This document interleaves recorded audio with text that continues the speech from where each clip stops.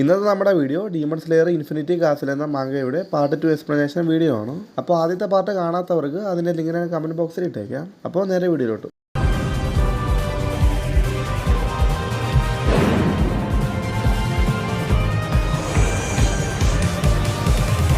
അങ്ങനെ ഷിനോബോ അവളെ സിസ്റ്ററിനെ കൊന്ന ആ ഡീമന്റെ കഴുത്ത് നോക്കി ഫുൾ ഫോഴ്സിൽ അറ്റാക്ക് ചെയ്യാണ്. ഈ ടൈമിൽ ഷിനോബോ അവളുടെ കുട്ടിക്കാലം ഒന്ന് ഓർത്തു പോകും. അച്ഛനും അമ്മയും 2 കുട്ടികളും അടങ്ങുന്ന ഒരു ഹാപ്പി ഫാമിലി ആയിരുന്നു അവളുടേത്. എന്നാൽ ഒരു ദിവസം അവളുടെ പേരൻസിനെ ഒരു ഡീമൻ വന്ന് കൊല്ലുകയാണ്. അതിൽ നിന്ന് ഷിനോബുവിനെയും അവളുടെ സിസ്റ്ററെ കാനെയും രക്ഷിച്ചത് സ്റ്റോൺ ഹാഷറയാണ്. അന്ന് മുതലാണ് അവർ രണ്ടുപേരും ഡീമൺ സ്ലേയേഴ്സ് ആവാൻ തീരുമാനിച്ചത്. എന്നാൽ അവൾക്ക് സ്വന്തം എന്ന് പറയാൻ ആകപ്പാടെ ഉണ്ടായിരുന്ന അവളുടെ സിസ്റ്ററിനെ ഈ ഡീമൻ വന്ന് കൊല്ലും. അങ്ങനെ ഷിനോബോ ഈ ഡീമൻ ഡോമിനെ ഒരു വാളി ചേർത്ത് വെച്ച് അതിന്റെ കഴുത്ത് വിട്ടാൻ നോക്കിയെങ്കിലും അവളുടെ സോഡ് പെട്ടെന്ന് സ്ലിപ്പായി പോകും. അത് കാരണം ഷിനോബു മറിഞ്ഞ് താഴെ വീഴും. അത് കണ്ടതും ഡോമ പെട്ടെന്ന് ഷിനോബുവിനെ കെട്ടിപ്പിടിച്ചിട്ട് അവൾ അപ്രീഷിയേറ്റ് ചെയ്യും. കാരണം ഇത്രയും നാളായിട്ടും ഒരു ഡീമൺ സ്ലേയറിനും ഡോമൻ ഇത്രയും നേരം അറ്റാക്ക് ചെയ്യാൻ കഴിഞ്ഞിട്ടില്ല.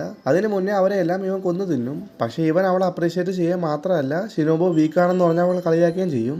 എന്നിട്ട് അവളെ കൊല്ലണതിന് മുന്നേ തന്നെ അവളുടെ ഫൈനൽ വേർഡ്സ് പറയാനും ഡോമ ആവശ്യപ്പെടും. അപ്പോൾ ഷിനോബു പറയും ഗോ ടു ഹെൽ. ഈ ടൈമിൽ കനോവ കഥ കുറന്ന് മുകളിലോട്ട് നോക്കിയതും കണ്ടത് ഡോമ ഷിനോബുവിന്റെ ബോഡി അവന്റെ കൈ യൂസ് ചെയ്ത് ബ്രേക്ക് ചെയ്ത് അവളെ കൊല്ലുന്നതാണ്. അപ്പോൾ തന്നെ കനോവ മുകളിലോട്ട് ചാടി ഫ്ലവർ ബ്രീത്തിങ്ങിന്റെ 4th ഫോമായ ക്രിംസൺ ഹനഗുരോമോ യൂസ് ചെയ്ത് ഡോമൻ അറ്റാക്ക് ചെയ്യാൻ നോക്കും. പക്ഷെ ആ ഡീമൻ പെട്ടെന്ന് അവിടെ നിന്ന് മാറിക്കളയും. എന്നിട്ട് പറയും ഞാൻ ഒരാൾ അബ്സോർബ് ചെയ്തുകൊണ്ടിരിക്കുമ്പോൾ എന്നെ അറ്റാക്ക് ചെയ്യല്. ഈ ടൈമിൽ നമ്മുടെ സെനിറ്റ്സ് ഒരു റൂമിന്റെ അടുത്ത് പോയിട്ട് പറയും എനിക്കറിയാം നീ ഇതിന്റെ അകത്തുണ്ടെന്ന്, മര്യാദയ്ക്ക് വെളിയുക.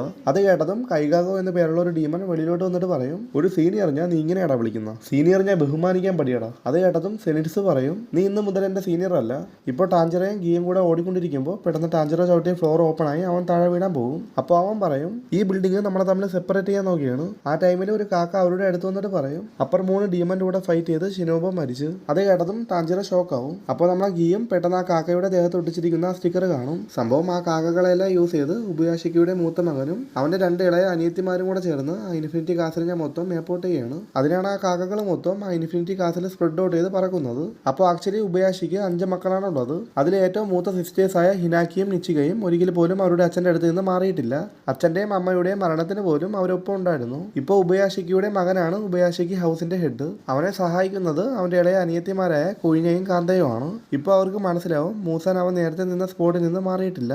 അതേപോലെ തന്നെ എല്ലാ ഡീമൺ സ്ലേയേഴ്സും അവന്റെ അടുത്ത് നിന്ന് വളരെ ദൂരെയാണ് നിൽക്കുന്നത്. ഇപ്പോൾ അപ്പർ റാങ്ക് ഡീമൺസിനെ ഫേസ് ചെയ്യുന്നത് കനോയും പിന്നെ സെനിറ്റ്സുവും മാത്രമാണ്. ഇപ്പോൾ അപ്പർ റാങ്ക് 6 ആയ കൈകാഗു സെനിറ്റ്സുവിനെ നോക്കിയിട്ട് പറയും നിനക്കൊരു മാറ്റമില്ലല്ലോടാ, നീ ഇപ്പോഴും വീക്ക് തന്നെ, നീ ആകെ പാടം ഒരു ഫോം മാത്രമല്ല യൂസ് ചെയ്യുന്നത്. അത് കേട്ടതും സെനിറ്റ്സ് പറയും റാങ്കിങ്ങിൽ ഏറ്റവും താഴെയാണെങ്കിലും ഒരു അപ്പർ റാങ്ക് ഡീമൻ ആയതിൽ നീ ഹാപ്പി ആണല്ലേ, നീ എന്തിനാണ് ഒരു ഡീമനായി മാറിയത്, നീ അല്ലേ ലൈറ്റനിങ് ബ്രീത്തിങ്ങിന്റെ റൈറ്റ്ഫുൾ ആയ സക്സസർ, നീ ഒരു ഡീമനായി മാറിയിരുന്നില്ലെങ്കിൽ നമ്മൾ അപ്പോൾ ഒരിക്കലും സൂസൈഡ് ചെയ്യില്ലായിരുന്നു.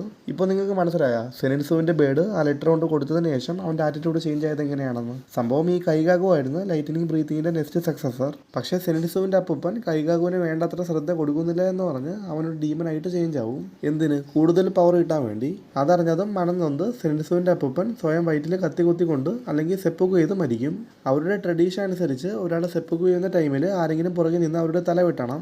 എന്നാൽ സെനിറ്സുവിന്റെ അപ്പൂപ്പന്റെ തല വെട്ടാൻ ആരും തന്നെ ഇല്ലായിരുന്നു. അതുകൊണ്ട് തന്നെ വളരെ പെയിൻഫുൾ ആയിട്ടുള്ള ഡെത്താണ് അവന്റെ അപ്പൂപ്പനെ കിട്ടിയത്. ഇത് സെനിറ്റ്സു ആ ഡീമന്റെ അടുത്ത് പറഞ്ഞതും ആ ഡീമൻ പറയും അങ്ങനെ ചത്ത എനിക്കെന്ത്, ആ കള്ളക്കളവൻ എൻ്റെ വേല് തിരിച്ചറിഞ്ഞില്ല, അതും പോരാനിട്ട് നിന്നെപ്പോലെ മൊണ്ണങ്ങളുമായിട്ട് ഒരുമിച്ച് വർക്ക് ചെയ്യാനും പറഞ്ഞു.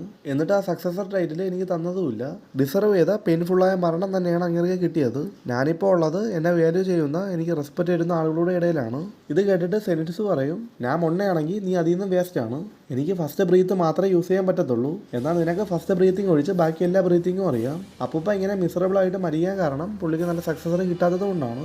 അത് കേട്ടതും ആ ഡീമൻ പറയും നീ എന്നെ വെച്ച് കമ്പയർ ചെയ്യുന്നു എന്ന് പറഞ്ഞ് തണ്ടർ ബ്രീത്തിങ്ങിന്റെ 4th ഫോമായ ഡിസ്റ്റന്റ് തണ്ടർ അവൻ സെനിറ്റ്സുവിന് നേരെ യൂസ് ചെയ്യും. അപ്പോൾ സെനിറ്റ്സ് പറയും ടു സ്ലോ ട്രാഷ്. സംഭവം ഇപ്പോൾ കട്ടായത് സെനിറ്റ്സുവിന്റെ ദേഹമല്ല, ആ ഡീമന്റെ ദേഹമാണ്. ഇപ്പോൾ ആ ഡീമൻ പറയും അവൻ എന്നെ കട്ട് ചെയ്ത് അവൻ കംപ്ലീറ്റ്ലി ഒരു പുതിയ ആളെ പോലെയാണ് മൂവ് ചെയ്യുന്നത്. ഇപ്പോൾ കൈകാഗു അവൻ അപ്പർ റാങ്ക് 1 ഡീമനായ കൊക്കു ഷിബുവിനെ കണ്ടുകൂട്ടിയ കാര്യം ഓർക്കുകയാണ്. കൊക്കു ഷിബുവിനെ കണ്ടുകൂട്ടിയപ്പോൾ തന്നെ കൈകാഗു ഫൈറ്റ് ചെയ്യാതെ സറണ്ടർ ആവും. അത് കാരണം ആ ഡീമൻ മൂസാന്റെ ബ്ലഡ് കൈകാഗുവിന് ഓഫർ ചെയ്യും. അത് കുടിച്ചാണ് ഒരു ഡീമനായി അവൻ മാറിയത്. ഇപ്പോൾ കൈകാഗു പറയും സെനിറ്റ്സു എത്ര പവർഫുൾ ആണെങ്കിലും അവനെ കൊണ്ട് ഒരു അപ്പർ റാങ്ക് ടൈറ്റിലുള്ള ഒരു ഡീമനെ കൊല്ലാൻ പറ്റത്തില്ല എന്നും പറഞ്ഞ് അവൻ തണ്ടർ ബ്രീത്തിങ് 2nd ഫോമായ ലൈറ്റനിങ് ബാർഡ് സെനിറ്റ്സുവിന് നേരെ യൂസ് ചെയ്യും. അതും 5 അറ്റാക്ക് ഒരുമിച്ച്. അപ്പോൾ സെനിറ്റ്സ് പറയും നീ ഇത്രയും പവർഫുൾ ആവാൻ ഒരുപാട് ആളുകളെ തിന്നു കാണുമല്ലേ? നിനക്ക് ഇപ്പോൾ റൈറ്റും റോങ്ങും തമ്മിൽ തിരിച്ചറിയാൻ കഴിയാതായോ? അത് കേട്ടിട്ട് കൈകാകു പറയും, എനിക്കതെല്ലാം തിരിച്ചറിയാം, നീ കൂടുതൽ എന്നെ പഠിപ്പിക്കാൻ വരണ്ട എന്നും പറഞ്ഞ് അവൻ തേർഡ് ഫോമായ ബസിംഗ് മൊസ്കിറ്റോ തണ്ടറും ഫിഫ്ത്ത് ഫോമായ ഹീറ്റിംഗ് ലൈറ്റിനിങ്ങും സെനിറ്റ്സുവിന് നേരെ യൂസ് ചെയ്യും. അതെല്ലാം നല്ല രീതിക്ക് സെനിറ്റ്സുവിന് ഡാമേജ് ഉണ്ടാക്കുകയും ചെയ്യും. അതിന്റെ മുകളിൽ കൂടെ തന്നെ ആ ഡീമൺ ഇലക്ട്രിക് ലൈറ്റിനിങ് ഷോവറും കൂടെ യൂസ് ചെയ്യും. അതോടുകൂടെ സെനിറ്റ്സുവിന്റെ ബോധം ഏകദേശം പോകും. എന്നാൽ ആ ടൈമിലാണ് അവന്റെ അപ്പൂപ്പനെ ഡ്രീമിൽ കണ്ടത്. ആ സ്പോട്ടിൽ തന്നെ അവൻ ഫാള് സ്റ്റോപ്പ് ചെയ്യും. അത് കണ്ടതും കൈകാക പറയും, അവന്റെ ബോഡിയിൽ ഇപ്പോഴും സ്ട്രെങ്ത് ബാക്കിയുണ്ടോ? എന്നാവാത് പറഞ്ഞ് തീർന്നതും തണ്ടർ ബ്രീത്തിങ്ങിന്റെ ഫസ്റ്റ് ഫോം മാത്രം യൂസ് ചെയ്യാൻ അറിയാവുന്ന സെനിറ്റ്സു അവനായിട്ട് സ്വന്തമായിട്ട് ക്രിയേറ്റ് ചെയ്തെടുത്ത സെവന്ത് ഫോം അഥവാ ഫ്ലെയിമിംഗ് തണ്ടർ കോഡ് കൈകാവിന് നേരെ യൂസ് ചെയ്യണം. അത് യൂസ് ചെയ്തതും അവന്റെ തല വേറെ ഉടല് വേറെ ആയിട്ട് സ്പ്ലിറ്റ് സെക്കൻഡ് കൊണ്ടിനെ കട്ടാവുകയാണ്. അപ്പോൾ കൈകാക്ക് പറയും, എനിക്കത് കാണാൻ പറ്റിയില്ല, അതെന്തായിരുന്നു ആ ഫോം? അങ്ങനെ ഒരു ഫോം ആ തണ്ടർ ബ്രീത്തിങ്ങിന് ഇല്ലല്ലോ. അപ്പോൾ ആ കള്ളക്കളവൻ നിനക്ക് മാത്രമായിട്ട് ഒരു സ്പെഷ്യൽ ഫോം പഠിപ്പിച്ചെന്നല്ലേ? അത് കേട്ടതും സെനിറ്റ്സ് പറയും, അല്ല, ഇതെനിക്ക് അപ്പം പഠിപ്പിച്ചെന്നല്ല, ഇതിനാ സ്വന്തമായിട്ട് ക്രിയേറ്റ് ചെയ്തെടുത്തതാണ്. ആക്ച്വലി തണ്ടർ ബ്രീത്തിങ്ങിൽ സിക്സ്ത് ഫോം മാത്രമേ നിലവിലുള്ളൂ. അപ്പോൾ ഫസ്റ്റ് ഫോം മാത്രം യൂസ് ചെയ്യാറിയാവുന്ന സെനിറ്റ്സ് പുതിയൊരു ഫോം കണ്ടുപിടിച്ചെന്ന് അറിഞ്ഞതും കൈകാക പറയും, ഇല്ല, ഇതെനിക്ക് അക്സെപ്റ്റ് ചെയ്യാൻ പറ്റില്ല. എന്നെക്കാളും ലോവറായിട്ടുള്ള ഒരുത്തൻ ഒരു പുതിയ ഫോം കണ്ടുപിടിച്ചെന്നോ? ഞാൻ അവൻ്റെ അടുത്ത് തോറ്റ്. എന്നിട്ട് അവൻ പറയും, ഇല്ല, ഞാൻ തോറ്റില്ല. അവൻ ആ പൊക്കത്തിൽ നിന്ന് താഴെ വീണ് എൻ്റെ കൂടെ മരിക്കും. അവൻ ഈ ഫാളിൽ നിന്ന് രക്ഷപ്പെടാനുള്ള സ്റ്റാമിന ഇല്ല. എന്നാൽ അപ്പോൾ തന്നെ സെനിറ്റ്സുവിനെ യൂഷർ വന്ന് ആ ഫാളിൽ നിന്ന് രക്ഷപ്പെടുത്തും. എന്നിട്ട് അവൻ ആ ഡീമൻ്റെ അടുത്ത് പറയും, മറ്റുള്ളവരെ സഹായിക്കാത്തവനെ സഹായിക്കാൻ ആരും കാണത്തില്ല. നിന്നെ പോലെ ഒറ്റ കിടന്ന് ചാവുന്നത് പത്തറ്റിക്കാണ്. അപ്പോൾ ബാക്കി സ്റ്റോറി അടുത്ത വീഡിയോയിൽ. Okay, by.